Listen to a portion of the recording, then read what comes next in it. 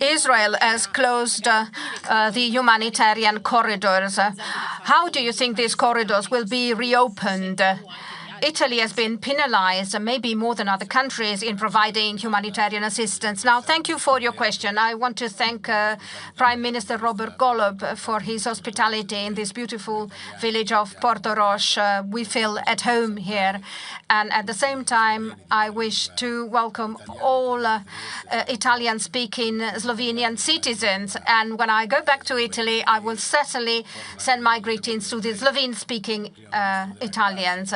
And my best wishes to Andrej, Prime Minister of Croatia, who will have the presidency of this group. And again, Italians in Croatia, Italian-speaking population can use Italian in Croatia just as Croatians in Italy can use their language. What does this mean?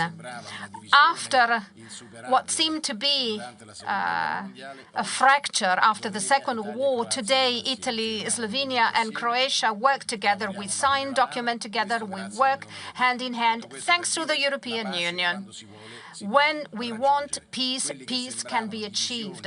What seemed to be unsurmountable fractures were overcome, and now we are friends. And I think the same holds true for Palestine and Israel.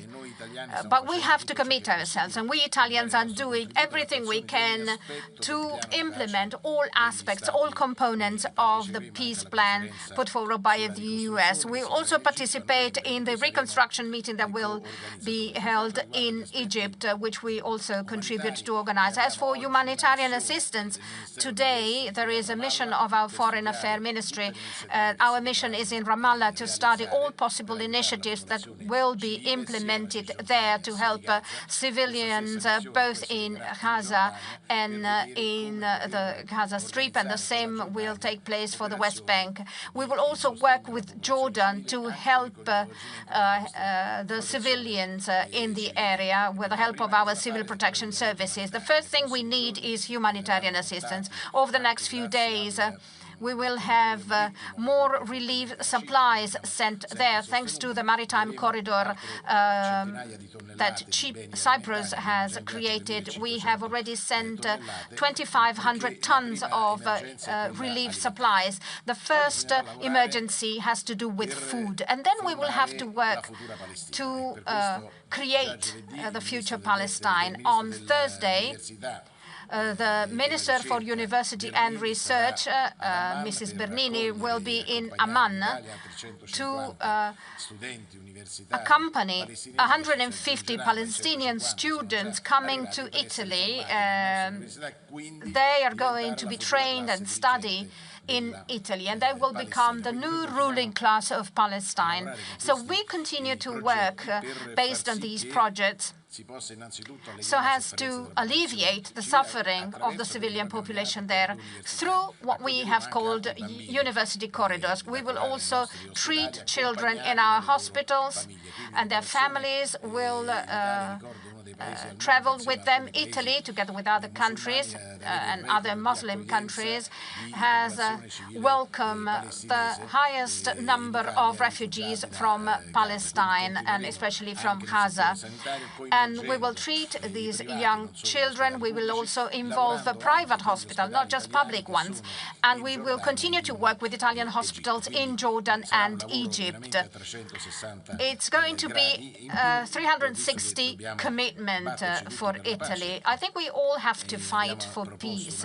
We have put forward a resolution at the United Nations on the Olympic truce for the Olympic Winter Games, Milano Cortina, that we will host next year. We want to convey a message of peace, and we hope we can rely on the support of all countries for this important peace initiative.